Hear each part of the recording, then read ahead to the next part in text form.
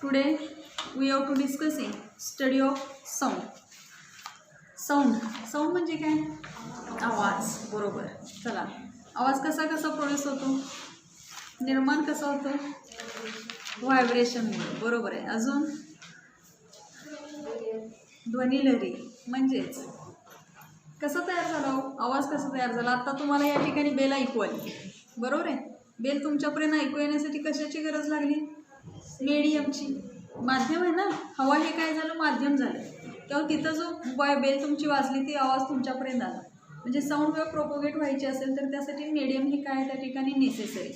आता मी इथं बोलायला लागलो, तुम्ही ऐकायला आलाय, किंवा तुम्ही जे बोलताय ते मला ऐकू येते. म्हणजे इथं सुद्धा काय आहे? Air medium. बरोबर आहे. आणि मग मीडियम जे आहे ते मीडियम काय आहे त्या ठिकाणी? नेसेसरी आहे. कशासाठी? For the propagation of the काय म्हणतो त्या ठिकाणी? साऊंड. मग तुम्ही साऊंड सांगितला कशाही पद्धतीचा टाळी आपण वाजवली तरी आपल्याला आवाज ऐकू आला. म्हणजे काय झालं? इथं दोन जे हात आहेत आपण एकमेकावर असे क्लॅप केले. क्लॅप केल्यानंतर त्या क्लॅपिंगमधून काय झालं? साऊंड प्रोड्यूस झाला. बरोबर आहे.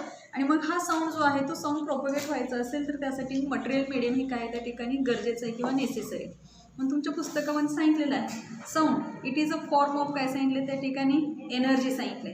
Which creates the sensation of काय सांगितले त्या ठिकाणी? हिअरिंग इन आवर काय सांगितले त्या ठिकाणी? इयर्स. म्हणजे साऊंड ही एक प्रकारची काय आहे? ऊर्जा आहे, एनर्जी आहे. आपण म्हणतो की साऊंड ऐकल्यानंतर मध्ये एखादं चांगलं, आत्ताच आपण सगळ्यांनी काय म्हटलो? समूहगीत म्हणतो. समूहगीतानं काय होतं?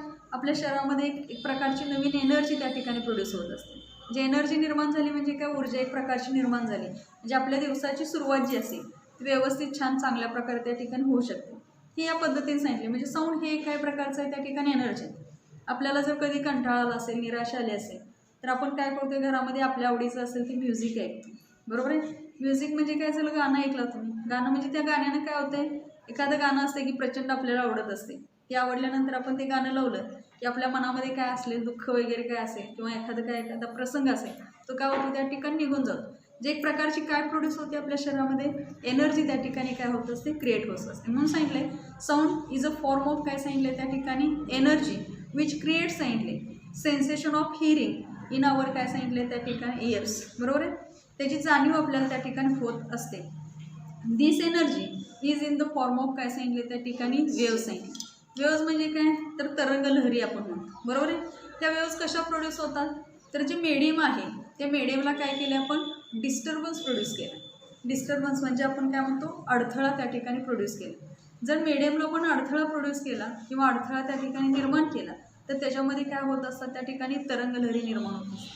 आता जर बघितलं एकदम पिन ड्रॉप सायलन्समध्ये असतो आणि आपला एखाद्या वर्गामध्ये पेन वगैरे पडला, कंपास पडला, डबा पडला तर काय होतंय? आवाज येतो. म्हणजे काय केलो? त्या सायलंट मीडियमला आम्ही काय केलं? तिथं डिस्टर्बन्स प्रोड्यूस केलं. म्हणजे डिस्टर्बन्स प्रोड्यूस केल्यामुळं तिथं काय झाले? आमची वेव्स त्या ठिकाणी प्रोड्यूस झाली. मग पुस्तकामध्ये तुमचे एक एक्झाम्पल पण दिलेलं आहे, खाली आहे त्या ठिकाणी. A wave created by dropping a stone सांगितले इन अ स्टील वॉटर सांगितले. स्टील वॉटर म्हणजे काय? स्थिर पाणी असते. म्हणजे आपण बघितलं नदीच्या काठाला आपण गेलेलो असतो फिरायला किंवा एखाद्या शेतामध्ये आपण गेलो तर तिथे विहीर असते. एखादं जाता जाता पावसाळ्यामध्ये डबकी तयार झालेली असते. मग आपल्याला सगळ्यांना एक सवय असते, डबकं दिसलं असेल, विहीर असेल, नदी असेल, बरोबर आहे, किती लांब आहे बघायचं. मग एक दगड तिथला आपण उचलतो आणि उचलून दगड काय करतो? असं त्याच्यामध्ये फेकतो. फेकल्यानंतर काय होतं? लांब नदी असेल तर लांब फेकणार, विहीर असेल विहिरीच्या काठाला असेल तर असं खाली सोडणार आपण. बरोबर आहे. डबका असेल तरी सुद्धा जाता जाता त्याच्यामध्ये काहीतरी टाकणार आपण. बरोबर आहे. नसेल तर घरामध्ये पाण्याची बादली भरलेली असते, कधी तर हुकी आली तर त्याच्यात पण आपण काहीतरी टाकतो. टाकल्यावर काय होतं की जिथं तुमचा दगड पडला असेल तिथं काय होतं? एक प्रकारचा आवाज त्या ठिकाणी प्रोड्यूस होतो. आणि आवाज झाल्यानंतर तिथं असं गोल पहिले एक सर्कल छानपैकी तयार होते. बरोबर आहे. आणि सर्कल तिथं राहतं का होते? हळूहळू सर्कल काय होते? असं असं वाढत वाढत जातं. बरोबर आहे. कुठंपर्यंत जातं? जर नदीचा काठ असेल, दिसत असेल तर नदीच्या काठापर्यंत आपण विहिरीच्या काठाला दिसते छानपैकी असं पुढं पुढं जाते. विहिरीचा काठ जो असेल तिथं जाऊन ते थांबते. म्हणजे पहिल्या स्टार्टला जो सर्कल प्रोड्यूस झाले असते ते शेवटपर्यंत तसंच राहतंय काय? नाही. ती वेव तिथं कडेला जाईपर्यंत तिथला मधला ड्रॉप्स काय झालेला असतो ते सर्कल निघून गेले असते. म्हणजे काय केलं आपण? जे स्टील वॉटर आहे त्या स्टील वॉटरला काय केलं आपण? डिस्टर्बन्स प्रोड्यूस केलं. आणि मग त्या डिस्टर्बन्स प्रोड्यूस झाल्यामुळे तिथं काय झाली? त्या ठिकाणी वेव क्रिएट झाली किंवा वेव काय झाली? त्या ठिकाणी फॉर्म झाली. बघा आपल्याला एखादं सितारसारखं इन्स्ट्रुमेंट असेल किंवा गिटार असेल त्या सितार गिटारला काय असते, एक तार असते त्या ठिकाणी, बरोबर आहे नस, किंवा गिटार असेल तर असं नुसतं प्लकिंग केलं तर त्याच्यामध्ये काय प्रोड्यूस होतं, व्हायब्रेशन. म्हणजे आम्ही काय केलं तिथं, त्या वायरला असेल किंवा त्या स्ट्रिंगला आम्ही काय केलं, डिस्टर्बन्स प्रोड्यूस केलं. डिस्टर्बन्स प्रोड्यूस झाल्यामुळे त्याच्यामध्ये एक प्रोड्यूस त्या ठिकाणी साऊंड प्रोड्यूस झाला. म्हणजे तिथं काय झाली, त्या ठिकाणी वेव्ह क्रिएट झाली किंवा वेव्ह काय झाली त्या ठिकाणी प्रोड्यूस झाली. झालं. तर wave this energy is in the form of काय असणार आहे, त्या ठिकाणी वेव्हजमध्ये असणार आहे. पुढं सांगितलं medium is necessary for the propagation of the काय सांगितलं त्या ठिकाणी साऊंड वेव्ह. म्हणजे हा साऊंड वेव्ह जर आमची प्रोपोगेट व्हायची असेल तर त्यासाठी कशाची गरज आहे, मटेरियल मीडियमची गरज आहे. आणि जर मटेरियल मीडियम नसेल तर त्या ठिकाणी साऊंड प्रोपोगेशन होणार आहे. तर प्रोपोगेशन झाल्यानंतर तो साऊंड आमच्यापर्यंत ऐकू येणार नाही. म्हणून वाक्य काय सांगितले, medium is necessary for the काय सांगितले त्या ठिकाणी propagation of the sound waves. आता साऊंड वेव्ह जर घेतले आपण त्या ठिकाणी सांगितले a sound wave gives a chain of काय सांगितले त्या ठिकाणी कॉम्प्रेशन सांगितले. कॉम्प्रेशन पेअर प्लेस ॲट काय सांगितले त्या ठिकाणी हायर डेन्सिटी सांगितली. आणि दुसरा जो सांगितला आहे तो काय सांगितला आहे, rare fraction place of the काय सांगितलं आहे त्या ठिकाणी लोअर डेन्सिटी. म्हणजे ज्यावेळी साऊंड वेव्ह प्रोड्यूस होणार आहे त्या साऊंड वेव्हमध्ये काय असते, चेन असते. चेन म्हणजे आपण साखळी म्हणतो. साखळीमध्ये कडीला कडी त्या ठिकाणी जॉईंट झालेली असते, बरोबर. मग इथं सुद्धा साऊंड वेव्ह जे प्रोपोगेट होणार आहे, प्रोड्यूस होणार आहे ते अल्टरनेटली काय प्रोड्यूस होणार आहे त्या ठिकाणी कॉम्प्रेशन आणि काय तयार होणार आहे त्या ठिकाणी रेअर फ्रॅक्शन. कॉम्प्रेशन जर असेल तर त्याला आपण मराठीत संपीडन असं म्हणतो आणि रेअर फ्रॅक्शन असेल तर त्याला विरलन असं म्हणतो. आता संपीडन म्हणजे काय आणि विरलन म्हणजे काय आपण या ठिकाणी थोडक्यामध्ये बघूया. तर टोनिंग फोर्क आम्ही काय करणार आहे, व्हायब्रेट करणार. व्हायब्रेट केला तर काय होणार आहे, त्याचे प्रॉन्ग्स एकदा इनसाईडला जातील आणि ह्याचे प्रॉन्ग्स एकदा काय जातील त्या ठिकाणी आउटसाईडला जातील. म्हणजे हे प्रॉन्ग्स असे बाहेरच्या बाजूला, बरोबर आहे. एकदा काय सांगितलं आपण इनसाईडला जाणार, म्हणजे इनसाईडला झाले तर हे असं व्हायब्रेशन आतल्या बाजूला. जर तुमचा मोबाईल माहिती आहे तुम्हाला, मोबाईल सायलेंट मोडवर टाकला असेल तर बघा तुमचे काय होतं तिथं व्हायब्रेशन प्रोड्यूस, म्हणजे असं थोडासा तो हलत असतो. म्हणजे व्हायब्रेशन प्रोड्यूस झाले ना साऊंड वेव्ह प्रोड्यूस होणार आहे. गिव्स राईज टू काय सांगितलं त्या ठिकाणी चेन ऑफ कुणाची सांगितलं, कॉम्प्रेशनची सांगितलं. कॉम्प्रेशन म्हणजे काय सांगितलं तिथं, हायर डेन्सिटी. म्हणजे हा जो प्रोड्यूस झाला त्याला आपण काय म्हणणार आहे, कॉम्प्रेशन असणार. आणि काही जो दिसतोय तो असा तुम्हाला दिसतो. इथं काय दिसणार, रेअर फ्रॅक्शन. परत जे दिसणार आहे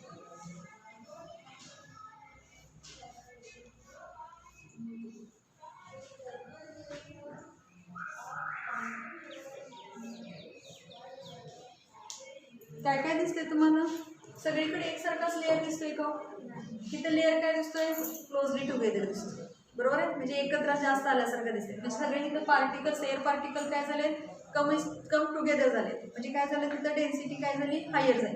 इथं जर बघितलं तर काय होणार, air particles separated from each other. म्हणजे इथं एकमेकांच्या मध्ये थोडंसं काय आहे, डिस्टन्स आहे. परत पुढचा पार्ट बघितला तर एअर पार्टिकल्स काय झाले, गॅदर टुगेदर झाले. परत काय दिसतात, एकमेकापासून सेपरेट दिसते. तुमच्या पुस्तकामध्ये फिगरमध्ये दिसते काही ठिकाणी पार्टिकल्स काय झाले, गॅदर टुगेदर झाले. काही ठिकाणी काय दिसतात, सेपरेट दिसतात. काही ठिकाणी परत गॅदर टुगेदर आणि काही ठिकाणी काय दिसतात त्या ठिकाणी सेपरेट. म्हणजे where the particles are gather together सांगितलेले, एकत्र येतात त्या पॉईंटला काय म्हणणार आहे मी, सी म्हटलं. सीलाच म्हटलंय, नाव काय दिलंय त्या ठिकाणी, see it is non as काय म्हणणार आहे आपण त्या ठिकाणी, कॉम्प्रेशन असं त्या ठिकाणी कळतंय. आणि आर जो आहे त्याला रेरिफॅक्शन असं म्हटलं. त्याला काय म्हटलं जाते त्या ठिकाणी, रेरिफॅक्शन. एकदा काय प्रोड्यूस झाले, कॉम्प्रेशन झाले आणि एकदा काय झालं त्या ठिकाणी रेरिफॅक्शन प्रोड्यूस झाले. आता कॉम्प्रेशन म्हणजे काय सांगितलं की त्यांची डेन्सिटी काय आहे त्या ठिकाणी, हायर डेन्सिटी शब्दच वापरला आहे त्या ठिकाणी. प्लेस ऑफ काय म्हटलंय त्या ठिकाणी, हायर डेन्सिटी. आणि रेअरफॅक्शन म्हणजे काय म्हटलंय त्या ठिकाणी, place of the lower density. Chain of सांगितलं. चेन म्हणजे काय, की अल्टरनेटली प्रोड्यूस व्हायला पाहिजे. चेन म्हणजे आपण साखळी म्हणतो. साखळीमध्ये कसं असतात, एकमेकामध्ये त्या ठिकाणी पार्टिकल्स एकत्र झाले. तसंच आहे इथं सुद्धा ही चेन मिळाली कोणाची, कॉम्प्रेशन रेअर फ्रॅक्शन, परत कॉम्प्रेशन, परत रेअर फ्रॅक्शन. पुढं कोण येणार आहे, कॉम्प्रेशन रेअर फ्रॅक्शन. मीन्स काय झालं याच्यामध्ये कॉम्प्रेशन आणि रेअर फ्रॅक्शन्स आर काय झालं त्या ठिकाणी अल्टरनेटली प्रोड्यूस झालं. म्हणजे एकदा हायर डेन्सिटी मिळणार आहे, एकदा लोअर डेन्सिटी मिळणार कळते. आणि मग ही चेन त्या ठिकाणी प्रोपोगेट होणार आहे. म्हणून वाक्य सांगितलं होतं, sound wave gives rise to a chain of काय सांगितलं त्या ठिकाणी, कॉम्प्रेशन ॲट काय सांगितलं त्या ठिकाणी, प्लेस ऑफ हायर डेन्सिटी. आणि रेअर फ्रॅक्शन काय सांगितलं, प्लेस ऑफ काय सांगितलं त्या ठिकाणी, लोअर डेन्सिटी. इन द काय सांगितलं त्या ठिकाणी, medium.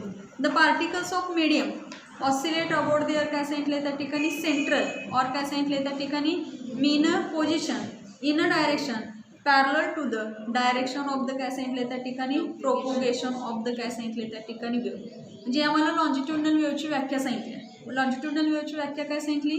The wave in which सांगितलेलं आहे the particles of medium vibrate in a direction parallel to the direction of propagation of the काय सांगितले त्या ठिकाणी वेव. बघितलं एक रिजिड सपोर्ट घेतला इथं आणि ही स्प्रिंग तुम्हाला सगळ्यांना माहिती आहे. तुमच्या पेनामध्ये असणारी स्प्रिंग सगळ्यांना माहिती आहे. त्या स्प्रिंगचं एक टोक काय केले रिजिड सपोर्टला इथं अटॅच केलेलं आहे आणि अदर एक काय ठेवले फ्री केले. बरोबर आहे. नसेल तर जिममध्ये गेलेली जी लोक असतात ते खाली अशी स्प्रिंग ओढत असते. एंड काय केले आपण रिजिड सपोर्टला अटॅच केले आणि अदर एंड काय केले त्या ठिकाणी फ्री केले. आता हे फ्री एंड काय करणार आपण त्या ठिकाणी फुल काय केलं त्या ठिकाणी डाऊनवर्ड डायरेक्शन ओढलं कुठल्या डायरेक्शनमध्ये डाऊनवर्ड डायरेक्शन. बरोबर. आता ह्या स्प्रिंगमध्ये इथं काही पार्टिकल्स असे येतील काही पार्टिकल्स असे जातील पुन्हा काही असे येतील पुन्हा काय होते असे. बरोबर आहे. आपण काय केली स्प्रिंग ओढली आणि स्प्रिंग ओढून त्याला काय करायचं रिलीज करायची सोडून द्यायची. सोडून दिल्यानंतर काय होणार आहे त्याच पोझिशनमध्ये ती काय करणार आहे हेलकावी घेणार. आता त्याची डायरेक्शन कशी असणार आहे in which direction we have to काय केले त्या ठिकाणी स्ट्रेच.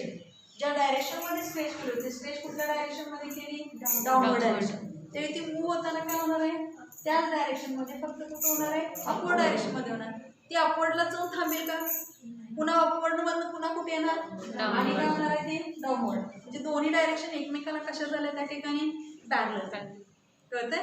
म्हणजे इथं काय सांगितलं the wave in which the particles of the medium vibrate in a direction parallel to the direction of the काय सांगितलं प्रोपोगेशन ऑफ द वेव. ही वेव काय झाली प्रोपोगेट झाली आणि प्रोपोगेशनचा ऑफ द वेवचा आणि पार्टिकल आमचे जे व्हायब्रेट होणार त्या दोघांची डायरेक्शन एकमेकाला कशी असणार आहे त्या ठिकाणी पॅरलल असते. आणि पॅरलल जर असेल तर त्याला आम्ही नाव काय देणार आहे त्या ठिकाणी लॉन्जिट्युडनल वेव असते. दिस वेव इज नोन एज कसली वेव म्हणणार आहे लॉन्जिट्युडनल वेव असते. आणि म्हणून साऊंड वेवचे आपण उदाहरण सांगितलं मगाशी. Sound wave it is an example of the कुणाचं आहे त्या ठिकाणी लॉन्जिट्युडनल वेव्स. मग आता इथं पण काय दिसतंय इथं स्प्रिंगमध्ये काही ठिकाणी पार्टिकल्स काय दिसतात कॉम्प्रेस झालेले दिसतात. म्हणजे इथं डेन्सिटी काय असणार आहे हायर असणार. इथं काय दिसतंय ह्या इथं पोर्शन पर्यंत सॉरी इथंपर्यंत काय दिसतंय आम्हाला पार्टिकल्स एकमेकापासून सेपरेट दिसतात. स्प्रिंग जर अशी रिकामी झाल्यासारखी दिसते. म्हणजे ह्या पार्टला काय म्हणणार रेअर म्हणजे डेन्सिटी काय झाली लोअर झाली. परत इथं काय दिसते एवढ्या पोर्शनमध्ये पुरा डेन्सिटी हायर झाली. म्हणजे पार्टिकल्स काय झाले गर्दी झाल्यासारखे दिसते. म्हणजे क्राऊडेड रिजन तिथं दिसतंय. म्हणजे ह्याला काय म्हणणार आपण कॉम्प्रेशन. परत इथं काय दिसतंय एकमेकापासून सेपरेट दिसतात म्हणजे रेअर फेज. म्हणजे एकदा डेन्सिटी हायर आली एकदा डेन्सिटी लोअर आली एकदा डेन्सिटी हायर एकदा डेन्सिटी लोअर असणार आहे. म्हणजे अल्टरनेटली काय फॉर्म झाले कॉम्प्रेशन रेअरफॅक्शन कॉम्प्रेशन आणि रेअरफॅक्शन त्या ठिकाणी प्रोड्यूस करते. आणि म्हणून व्याख्या परत एकदा बघा तुमच्या पुस्तकामध्ये दिलेलं आहे. The particles of the medium oscillate about their central or काय सांगितले त्या ठिकाणी mean position in a direction parallel to the propagation of the काय सांगितले त्या ठिकाणी वेव. काय सांगितलं the wave created by oscillating काय सांगितले त्या ठिकाणी स्टोन ड्रॉप इन काय सांगितलं त्या ठिकाणी still water. The particles of water oscillate कसे होणार आहे अप अँड काय सांगितलं down. These oscillations are perpendicular to the direction of propagation of the काय सांगितलं त्या ठिकाणी वेव. म्हणजे हे जे वेवचं प्रोपोगेशन ऑफ वेवला ते ऑसिलेशन कसं आहे त्या ठिकाणी परपेंडिक्युलर आहे आणि म्हणून त्याला नाव काय दिले आम्ही त्या ठिकाणी ट्रान्सवर्स वेव असं दिलेलं आहे. त्या ठिकाणी आपण एक रिजिड सपोर्ट घेतला बरोबर आहे. आणि ह्या रिजिड सपोर्टला ही दोरी घेतली आपण. We have to taken one काय घेतली त्या ठिकाणी स्ट्रिंग घेतली. दोरी आपल्याला सगळ्यांना माहिती आहे बरोबर. त्या दोरीचे एक टोक काय करायचं त्या रिजिड सपोर्टला अटॅच करायचं म्हणजे बांधायचं आपण. आणि दुसरं टोक काय असणार आहे आता फ्री असणार आहे. ते फ्री टोक आपण आपल्या हातामध्ये घ्यायचं. आता मग काय सांगितलं स्टोन काय केला ड्रॉप इन स्टील वॉटर केला. स्टील वॉटरमध्ये केल्यानंतर काय होणार आहे वॉटर पार्टिकल जे असणार आहे ते मूव्ह कसे होणार आहे अप अँड काय सांगितलं त्या ठिकाणी डाऊन बरोबर. तसंच आम्ही सांगितलं की दोरी सुद्धा काय करायची आम्हाला अप अँड डाऊन पोझिशनमध्ये काय करायचे मूव्ह करायचे. आता अप अँड डाऊन पोझिशनमध्ये मूव्ह करत असेल तर इथं काय होणार आहे, ही दोरी हेलकावे खाणार, बरोबर आहे. ही दोरी हेलकावे खाली म्हणजेच काय झालं, या ठिकाणी अशी ही वेव्ह जी आहे, जी आपली दोरी जी आहे ती अशी वर खाली वाढली. दोरी काय होणार, अशीच राहील असतील नाही, त्याला मोशन प्रोड्यूस होणार. म्हणजे मोशन प्रोड्यूस झालं तर काय होणार आहे, ही दोरी आमची अशी काय होणार आहे त्या ठिकाणी इथं अशा पद्धतीने इथं व्हायब्रेट होतं, बरोबर.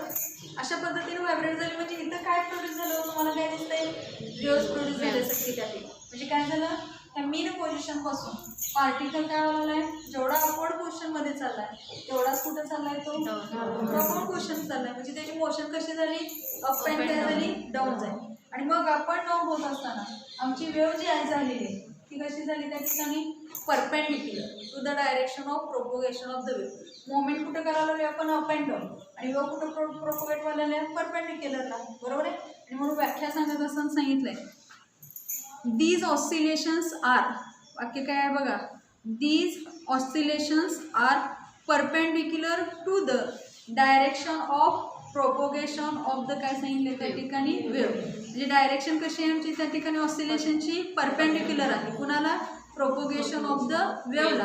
आणि म्हणून this such waves are called as कसल्या वेव्हज म्हटलेल्या आपण त्या ठिकाणी, ट्रान्सव्हर्स वेव्ह असं म्हणतो. नाव काय दिलं आपण त्या ठिकाणी, ट्रान्सव्हर्स वेव्ह, कळालं. आणि मग तुम्हाला जर समजायचं असेल तर आपण मगाशी झोक्याचं उदाहरण घेतलं तर आमचा हा पेंडुलम म्हणजे आमचा झोका घेतला, त्या झोक्याला मी काय करणार आहे, डिस्प्लेस करणार. म्हणजे झोका आपण मागे घेतला, तो इथं आला, बरोबर आहे. आणि इथून आपण पुश केलं स्वतः, तर पुश केल्यानंतर काय होणार आहे, तो जेवढा इकडे जाणार आहे परत काय होणार आहे, ते मेन पोर्शन पास करून तो पुढे जाणार, बरोबर आहे. पुन्हा मेन पोर्शन पास करून काय होणार आहे, त्या टोकाला येणार. जे टो टू फ्रो त्याचे काय होणार आहे त्या ठिकाणी, ऑसिलेशन होणार आहे.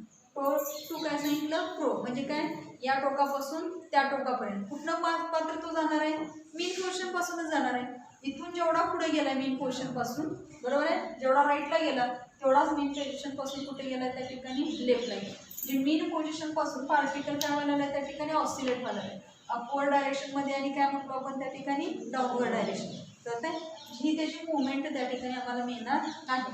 आणि म्हणून सच टाईप ऑफ द वेव्ह जे आहे इट इज नोन एज काय म्हटलं आपण त्या ठिकाणी, ट्रान्सव्हर्स वेव्ह असं म्हटलेलं आहे. दोन्ही कळालेत प्रकार. लॉन्जिट्युडनल वेव्हमध्ये काय सांगितलं, the wave in which particles of the medium vibrate in a direction, direction कुठले आहे, parallel to the direction of propagation of the wave. This wave is known as काय म्हणायचं, लॉन्जिट्युडनल वेव्हज म्हणायचं. इन लॉन्जिट्युडनल वेव्हमध्ये काय मिळालं मला, we get the compression and काय मिळालं त्या ठिकाणी, रेअरफॅक्शन. कॉम्प्रेशन आणि रेअरफॅक्शन्स आर अल्टरनेटली काय मिळालं मला त्या ठिकाणी प्रोड्यूस झाले. आणि दुसरी वेव्ह जी घेतली ती कुठली घेतली आपण, ट्रान्सव्हर्स वेव्ह घेतली. ट्रान्सव्हर्स वेव्हमध्ये काय सांगितलं त्या ठिकाणी, oscillations are perpendicular to the direction of propagation of the काय सांगितले त्या ठिकाणी, वेव्ह सांगितले. आणि these wave is known as काय म्हटले आपण त्या ठिकाणी, ट्रान्सव्हर्स वेव्ह सांगितलं. ट्रान्सव्हर्स वेव्हमध्ये पण आपल्याला म्हणजे मागाशी चालू होतं त्या पद्धतीचा लाऊडस्पीकर, आणि त्याच्यामधून जो साऊंड प्रोड्यूस झालेला आहे तिथं चेंज इन काय सांगितलं त्या ठिकाणी, डेन्सिटी सांगितलं आहे. आणि दुसऱ्या फिगरमध्ये सांगितलं आहे चेंज इन काय सांगितलं आहे, प्रेशर सांगितलं.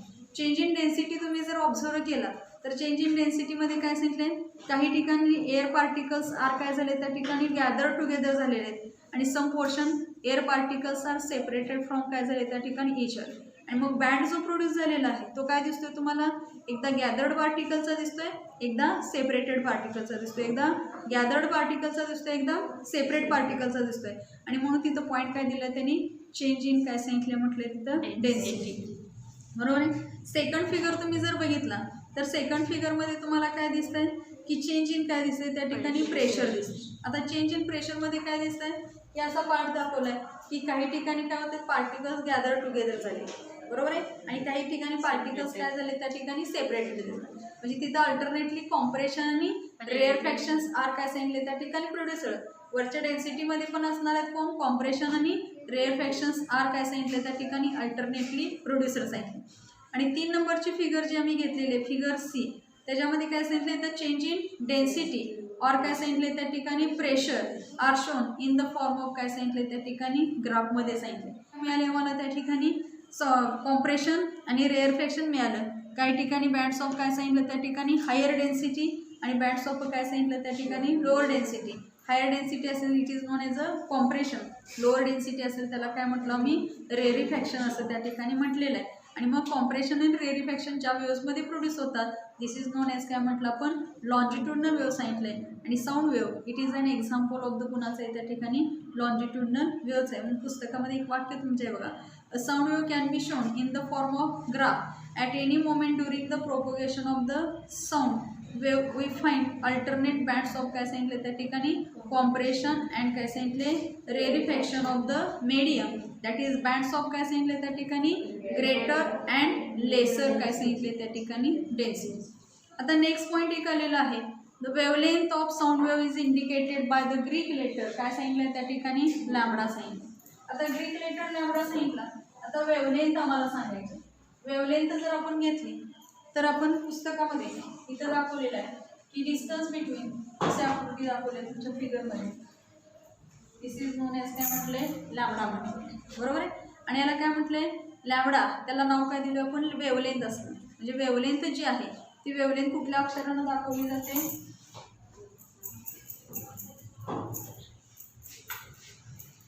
Wavelength denoted by the letter काय म्हटलं जातं लॅम्बडा. ग्रीक लेटर देताना त्याला नाव आहे क्रिस्ट असं म्हटलं जातं. हा क्रिस्ट आहे आणि हा जो आहे इट इज नोन एज काय म्हणतो त्या ठिकाणी ट्रफ असतो.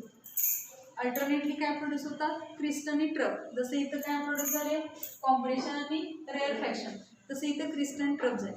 मग डिस्टन्स बिटवीन काय घेतलं त्या ठिकाणी टू सक्सेसिव्ह क्रिस्ट. सक्सेसिव्ह म्हणजे काय एका पाठोपाठ एक आलेली किंवा एका पाठोपाठ किंवा लगतच्या आपण म्हणजे two distance between two successive काय घेतलं त्या ठिकाणी क्रिस्ट असेल. किंवा आपण असं पण सांगू शकतोय डिस्टन्स बिटवीन टू सक्सेसिव्ह काय म्हणू शकतो त्या ठिकाणी ट्रफ. दोन सक्सेसिव्ह ट्रफमधलं डिस्टन्स सुद्धा काय म्हणू शकतोय लॅम्बडा म्हणू शकतो. नसेल अजून काय सांगू शकतोय आम्ही डिस्टन्स बिटवीन इथं वन क्रिस्ट फॉर्म झालंय बरोबर आहे आणि इथं काय झालं वन ट्रफ फॉर्म झालं. तर या ठिकाणी आम्ही जर घेतलं तर वन क्रिस्ट आणि वन ट्रफ म्हणजे एक क्रिस्ट आणि एक ट्रफ यांच्यामधलं डिस्टन्स सुद्धा काय असते त्या ठिकाणी लॅम्बडा असते. म्हणजे नथिंग बट फॉर्म त्याला आम्ही म्हणतो त्या ठिकाणी वेवलेंथ असते. कळते म्हणजे वेवलेंथची डेफिनेशन काय सांगू शकतोय तर डिस्टन्स बिटवीन काय सांगणार आहे वन क्रिस्ट आणि वन ट्रफ और काय सांगणार किंवा वन क्रिस्ट आणि one trough becomes one wave आपण म्हणतो. Distance between two successive crest असतील किंवा डिस्टन्स बिटवीन टू सक्सेसिव्ह काय असतील ट्रफ असतील त्यालाही आम्ही वेवलेंथ म्हणणार. इकडं नाही कळालं की इकडं आपण बघू distance between two successive compression हे दोन कॉम्प्रेशन आहेत बरोबर आहे. दोन सक्सेसिव्ह कॉम्प्रेशनमधलं डिस्टन्स सुद्धा काय असणार आहे वेवलेंथच असणार आहे. दोन डिस्टन्स आणि सॉरी एक वन कॉम्प्रेशन अँड वन काय सांगितलं रेअरफॅक्शन ऑल्सो फॉर्म्स काय असणार आहे त्या ठिकाणी वन वेवलेंथ असणार आहे. आणि wavelength denoted by the letter काय सांगितलं त्या ठिकाणी लॅम्बडा असणार. त्यानंतर पुढचा एक पॉईंट आलेला आहे फ्रिक्वेन्सी असं एक म्हटलेलं आहे तुमच्या पुस्तकात बरोबर आहे. Frequency which is denoted by the letter काय म्हटलं त्या ठिकाणी न्यू असं म्हणते. ऐक आहे बघा फ्रिक्वेन्सी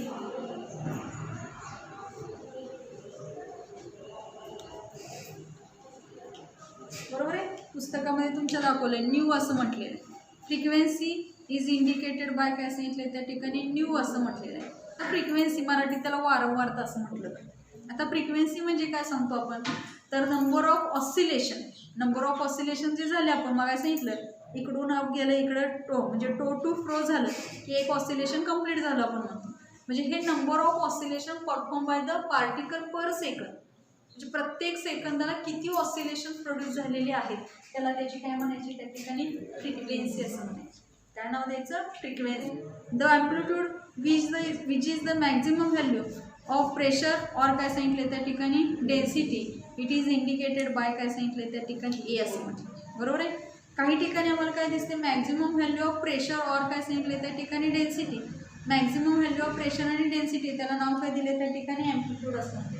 म्हणजे here we have to see इथं काय दिसते ॲम्प्लिट्यूड मॅक्झिमम दिसतोय बरोबर आहे.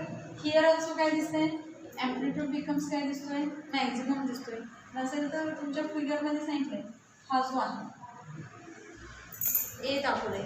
म्हणजे ए म्हणजे काय तर मॅक्झिमम डिस्टन्स आपण बरोबर आहे. मॅक्झिमम डिस्टन्स म्हणजे काय इथं मॅक्झिमम अंतर जास्तीत जास्त अंतर म्हणतो the amplitude which is the काय सांगितलं आहे maximum value of the pressure और काय सांगितलं आहे त्या ठिकाणी density it is indicated by the letter काय सांगितलं आहे त्या ठिकाणी कॅपिटल ए असं त्या ठिकाणी म्हटलेले कळते त्याला ॲम्प्लिट्यूड असं त्या ठिकाणी म्हटलं जातं. जसं आपण सांगतो झोपाळ्यावर बसल्यानंतर आपण झोका घेतल्यानंतर जेवढा सगळ्यात जास्त उंचच्या उंच आपण झोका घेतो ते आमचं काय असते मीन पोझिशनपासूनचं मॅक्झिमम डिस्टन्स असते. ते मॅक्झिमम डिस्टन्स आहे त्याला आम्ही काय म्हणणार आहे ए असं म्हणणार आहे. ए म्हणजेच कोणाला आमचं त्या ठिकाणी ॲम्प्लिट्यूड म्हणजे amplitude which is denoted by the letter काय सांगितलं त्या ठिकाणी ए असं म्हणतात तर ते त्यानंतरचं पुढे एक पॉईंट दिलेला आहे त्या ठिकाणी पिरियड ऑफ टाईम दिलेला आहे किंवा पिरियड असं दिलेलं आहे बरोबर. Period which is denoted by the letter काय सांगितलं त्या ठिकाणी टी न सांगितलं. आता पिरियड आपण जो घेतला तो काय सांगितलंय त्या ठिकाणी व्याख्या तर सांगताना सांगितलंय the time taken for one oscillation of काय सांगितलंय त्या ठिकाणी प्रेशर और काय सांगितलंय density at a point in the medium is called as काय सांगितलंय त्या ठिकाणी टाइम पिरियड आणि it is denoted by the letter काय सांगितलं त्या ठिकाणी कॅपिटल टीनं दाखवलं बरोबर आहे. मग व्याख्या करा फॉर काय सांगितलं त्या ठिकाणी वन ऑसिलेशन. वन ऑसिलेशन म्हणजे काय जे मग काय सांगितलं टोपासून जाणार आपण फ्लोपर्यंत जाणार पुन्हा फ्लोपासून कुठे येणार आहे टोपर्यंत येणार म्हणजे टो टू फ्लो एक आम्ही काय केलं त्या ठिकाणी ऑसिलेशन कंप्लीट केलं म्हणून सांगितलं तर टाईम टेकन फॉर वन काय सांगितलं त्या ठिकाणी ऑसिलेशन ऑफ कुणाचं प्रेशर और काय सांगितलं त्या ठिकाणी density at a point in काय सांगितलं त्या ठिकाणी मीडियम इज कॉल्ड ॲज काय म्हटलं त्या ठिकाणी पिरियड बरोबर आहे किंवा त्या ठिकाणी टाईम पिरियड म्हटलेलं आहे आणि it is denoted by the letter काय सांगितलं त्या ठिकाणी कॅपिटल टी. नेहमी लक्षात ठेवायचं की पिरियड ऑफ व्हायब्रेशन असेल किंवा पिरियड ऑफ ऑसिलेशन असेल which is denoted by the letter कुठल्या अक्षरानं दाखवला जातो कॅपिटल टीनं दाखवला जातो कळतं आहे. फ्रिक्वेन्सी असेल which is denoted by the letter न्यूनं दाखवली जाते. ॲम्प्लिट्यूड जो असेल तो कॅपिटल एनं दाखवला जातो आणि वेवलेंथ जी असेल ती लॅम्बडा या अक्षरानं दाखवली जाते. The value of frequency determines काय सांगितलं त्या ठिकाणी पिच ऑफ द काय सांगितलं त्या ठिकाणी साऊंड. मग पिच कसं सांगितलं आहे हाय किंवा काय असतो त्या ठिकाणी लो असतो. द व्हॅल्यू ऑफ द ॲम्प्लिट्यूडची व्हॅल्यू जी आहे ती डिटरमाइन्स काय करते द स्ट्रेंथ और काय सांगितलं त्या ठिकाणी लाऊडनेस सांगितलं म्हणजे अंडरलाईन करा the value of frequency determines the pitch म्हणजे फ्रिक्वेन्सीची व्हॅल्यू काय करणार आहे त्या ठिकाणी डिटरमाइन पिच करणार आहे of the sound. Find the value of amplitude determines the काय सांगितलं त्या ठिकाणी स्ट्रेंथ और काय सांगितले त्या ठिकाणी लाऊडनेस सांगितलं.